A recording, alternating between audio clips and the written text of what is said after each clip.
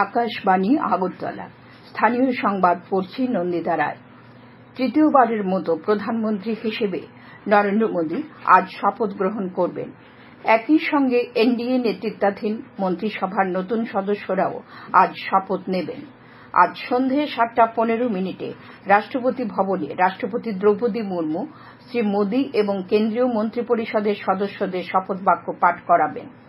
আকাশবাণী দিল্লি রাষ্ট্রপতি ভবন থেকে শপথ গ্রহণ অনুষ্ঠানের সরাসরি সম্প্রচার করবে সন্ধ্যা 6:45 থেকে।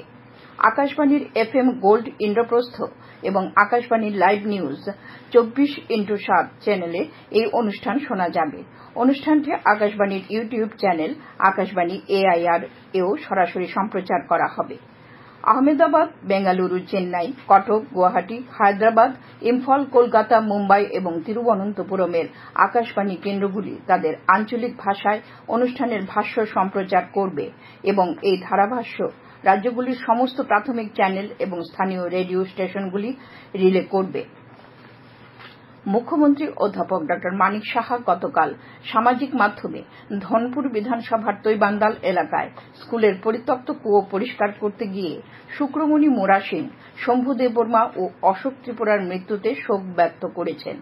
এক শোকবার্তায় মুখ্যমন্ত্রী নিহতদের আত্মার সদ্গতি কামনা করেন এবং শোকসন্তপ্ত পরিবারের প্রতি সমবেদনা জানান। উল্লেখ্য, তৈবান্দালের নেউরামুড়া জেডি স্কুলে একটি কুয়া দীর্ঘদিন ধরে পরিত্যক্ত অবস্থায় ছিল। ছাত্রছাত্রীরা যাতে এই কুয়ার জল ব্যবহার করতে পারে তার জন্য এটি পরিষ্কার করার সিদ্ধান্ত নেন বিদ্যালয় কর্তৃপক্ষ। সে অনুযায়ী গতকাল 3 শ্রমিক পরিত্যক্ত কুয়াটি পরিষ্কার করার জন্য নিচে নামলে এই মর্মান্তিক ঘটনা ঘটে। পরীক্ষার আগেই উত্তরপত্র ফাঁস হওয়ার কারণে এডিসি প্রশাসন আজকের সাব জোনাল ডেভেলপমেন্ট অফিসার এবং ডেপুটি প্রিন্সিপাল অফিসার পদে 110টি শূন্য পদে নিয়োগ পরীক্ষা স্থগিত রাখার সিদ্ধান্ত নিয়েছে।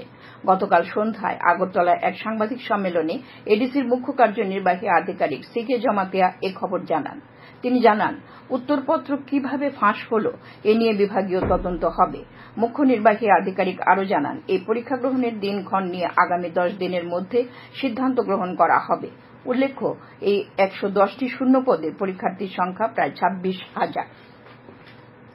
বিএসএফ এর ইস্টার্ন কমান্ডের এডিজি রবি গান্ধী গতকাল শালবাগানস্থিত বিএসএফ ত্রিপুরা ফ্রন্টিয়ারের সদর দপ্তর পরিদর্শনে যান। পরিদর্শনকালে তিনি বর্তমান নিরাপত্তা পরিস্থিতি নিয়ে এবং সীমান্ত ব্যবস্থাপনার বিভিন্ন প্রশাসনিক দিক নিয়েও আলোচনা করেন। এদিন এডিজিকে স্বাগত জানান আইজি এবং অন্যান্য উচ্চপদস্থ আধিকারিকরা। পরবর্তী সময়ে এডিজি, মুখ্য সচিব JK সিনহা এবং ত্রিপুরা পুলিশের ডিজিপি অমিতাভ রঞ্জনের সাথে বৈঠক করেন ও রাজ্যের বর্তমান নিরাপত্তা পরিস্থিতি নিয়ে আলোচনা করেন। তারপর তিনি বিওপি, ইয়াকুবনগর ও লাঠিয়াপুরা পরিদর্শন করেন। খেলাধুলার মাধ্যমে বাংলাদেশ ও ত্রিপুরার সম্পর্ক দৃঢ় করতে ইন্ডিয়া বাংলাদেশ স্পোর্টস ফ্রেন্ডশিপ ফোরামের একটি প্রতিনিধি দল গতকাল রাজ্যে আসেন। রাজ্যে এসে প্রতিনিধি দলটি ক্রীড়া ও যুব বিষয়ক মন্ত্রী টিঙ্কু রায়ের সাথে তাঁর বাসভবনে সৌজন্যমূলক সাক্ষাৎকারে মিলিত হন। সাক্ষাৎকালে ত্রিপুরা ও বাংলাদেশের মধ্যে খেলাধুলার বিস্তারকে নিয়ে আলোচনা হয়।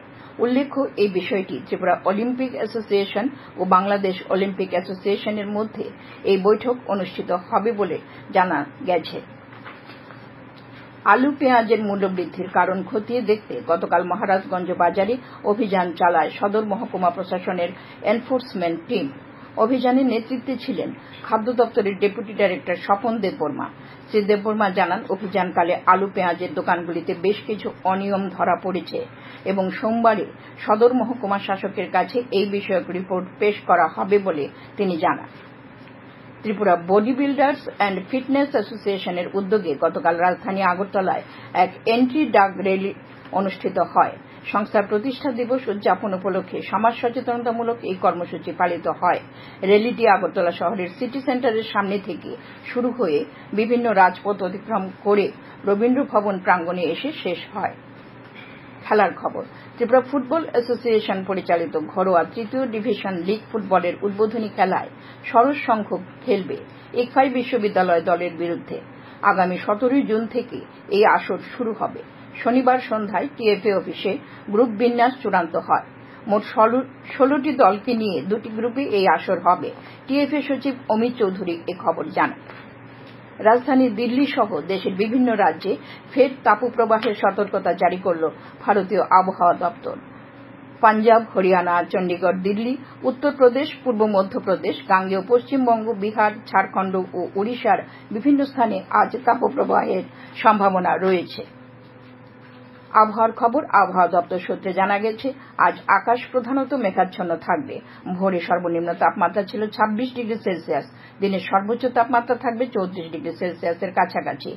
প্রতিটি জেলায় বজ্রবিদ্যুৎ সহ বৃষ্টিপাতের সম্ভাবনা রয়েছে বলে আবহাওয়া দপ্তর জানিয়েছে। স্থানীয় সংবাদ এখনকার মতো শেষ হলো।